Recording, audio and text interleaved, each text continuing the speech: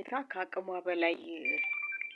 ከአቅሟ በላይ ሲሆን ነው እንጂ አንድ እናት ልጇ የአባት ፍቅር አግኝቶ ቢያድግ ደስ የማይላት እናት የለችም። ምክንያቱም የአባት ፍቅር አለማግኘት አንድ ጎዶሎ ነገር ነው።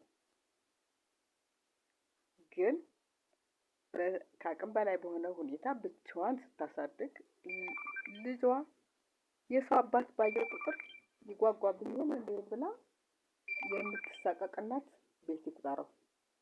ልጁም እንደዛው አባት ባየ ቁጥር አባት አባት እንደሌለው ሲሰማው የሚሰማው ስሜት አለው።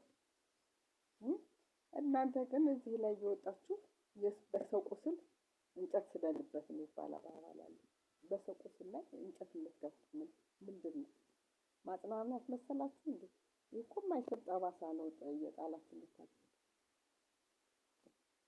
ቁስል የነካካችሁ ወደ እያስላሳችሁ ማለት ነው። በዚህ ሁኔታ ውስጥ ያለ ህብረተሰብ ደግሞ ጠያቂዎች እየጠየቃችሁ አሁንም ልክ እንደ መልካም ነገር እንደው በቃ እንደ ጥሩ ነገር የምትደጋግሙት አሁንም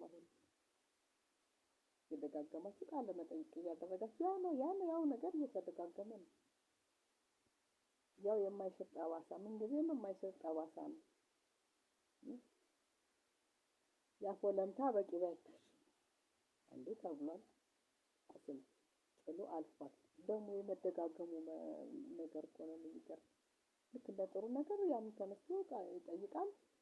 እሷም ትደጋግመዋለች፣ ያንም ትደጋግመዋለች። ምን ማለት ነው እንግዲህ ጥሩ ነገር ነው እንዴ?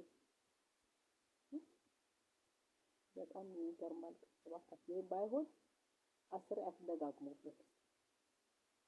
እኛን ተነዋል ልጆቻችን ሌላ እንኳን ልጅ ደርሰዋል። ምንም ችግር የለብንም። ግን በዚህ ሁኔታ ውስጥ ያለ ህብረተሰብ ስንት ነው?